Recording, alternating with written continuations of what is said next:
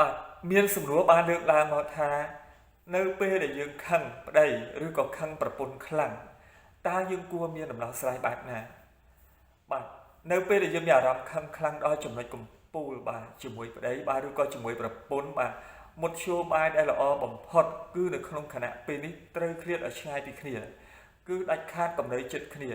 កាលណាយើងនៅចិត្តគ្នាវានឹងមានកម្លាំងអ្វីម្យ៉ាងជំរុញឲ្យចិត្តរបស់យើងកាន់តែខឹងខ្លាំងឡើង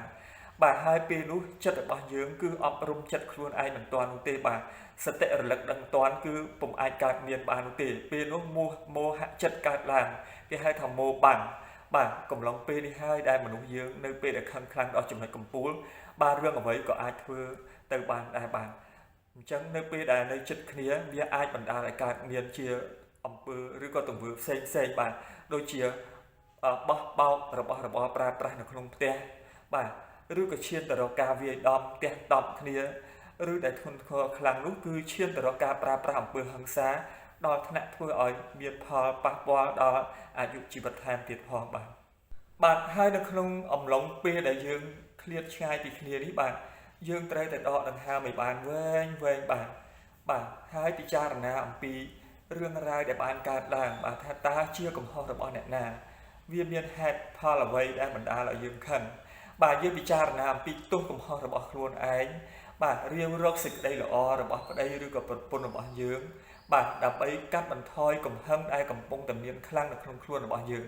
អញ្ចឹងកាលណាដែលយើងព្យាយាមស្វែងយល់អំពីទោសកំហុសដែលខ្លួនឯងមានបាទហើយរៀបរកក្តីល្អដែលប្រពន្ធឬក៏ប្តីយើងមានបាទពេលនោះវានឹងចូលរួមចំណែកនៅក្នុងការកាត់បន្ថយនៅភ្លើងកំហឹងដែលមាននៅក្នុងខ្លួនយើងបាទជួនកាលវាអាចធ្វើឲ្យយើងបានធូរស្បើយកាន់តែខ្លាំងឡើងនៅពេលដែលយើងគិតដល់ចំណុចបាទមិនល្អរបស់យើងបាទជាអ្នកបណ្ដាលឲ្យមានរឿងនេះកើតឡើងអញ្ចឹងធ្វើឲ្យយើងបានរសាយចិត្តខ្លះបាទផ្ទុយទៅវិញប្រសិនបើយើងពុំធ្វើការពិចារណាអំពីទោសកំហុសរបស់ខ្លួនឯងទេគិតតែពីមើលឃើញទោសកំហុសរបស់ប្រពន្ធឬក៏ប្តីរបស់យើងនោះអញ្ចឹងវាហាក់បីដូចជាដិតកម្ដៅចិត្តរបស់យើងឲ្យកាន់តែក្តៅខ្លាំងឡើងថែមមួយកម្រិតទៀតបាទហើយការរាវរកសេចក្តីល្អរបស់ប្តីឬក៏ប្រពន្ធដែលបានធ្លាប់កសាងកន្លងមកក៏ជាចំណែកមួយនៅក្នុងការធ្វើឲ្យចិត្តរបស់យើងចោះថយកម្ដៅត្រជាក់កំហឹងខឹងខ្លាំងមកទៅជាខឹងតិច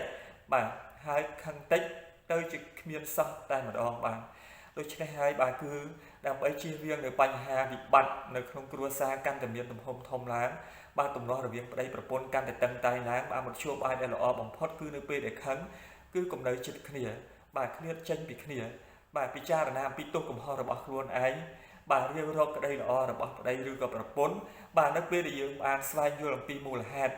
និងបច្ច័យដែលបណ្ដាលឲ្យកើតមានរឿងនេះរួចហើយមកបាទបន្តមកទៀតសូមយើងបាទស្វែងរកដំណោះស្រាយរួមគ្នាបាទនៅពេលណាដែលចិត្តរបស់យើងថយចុះកំហឹងហើយប្រពន្ធឬក៏ប្តីរបស់យើងថយចុះកំហឹងដែរយើងពិភាក្សាគ្នាដើម្បីស្វែងរកដំណោះស្រាយរួមគ្នាមួយដែលអាចទទួលយកបានពលគឺម្នាក់ត្រូវបាទដកថយមួយជំហានម្នាក់បាទកុំចង់ចាញ់ចង់ឈ្នះបាទហើយនៅក្នុងនាមជាប្តីនិងប្រពន្ធបាទគឺត្រូវលះបង់នៅគំនិតដែលគិតថាយើងជាប្តីចង់ឈ្នះប្រពន្ធឬក៏យើងជាប្រពន្ធត្រូវតែឈ្នះប្តីបាទគឺការដែលមានគំនិតបែបនេះធ្វើឲ្យចិត្តរបស់យើងកាន់តែមានកំហឹងកាន់តែមានការបែកបាក់គ្នាកាន់តែខ្លាំងឡើងបាទដូច្នេះគឺត្រូវចេះយោគយល់អត់អធិស្ឋានឲ្យគ្នាទៅវិញទៅមកទើបមានសុភមង្គលយូរអង្វែងបាទរួមរស់ជាមួយគ្នារហូតដល់ចាស់កោងខ្នងបាទសូមជូនពរពុកម៉ែបងប្អូនកូនក្មួយទាំងអស់បាទជួបប្រទះតែពុទ្ធពរទាំង4ប្រការកុំបីឃ្លានឃ្លាតឡើយបាទសម្រាប់ពេលនេះបាទសូមអរគុណសូមជម្រាបលាបាទ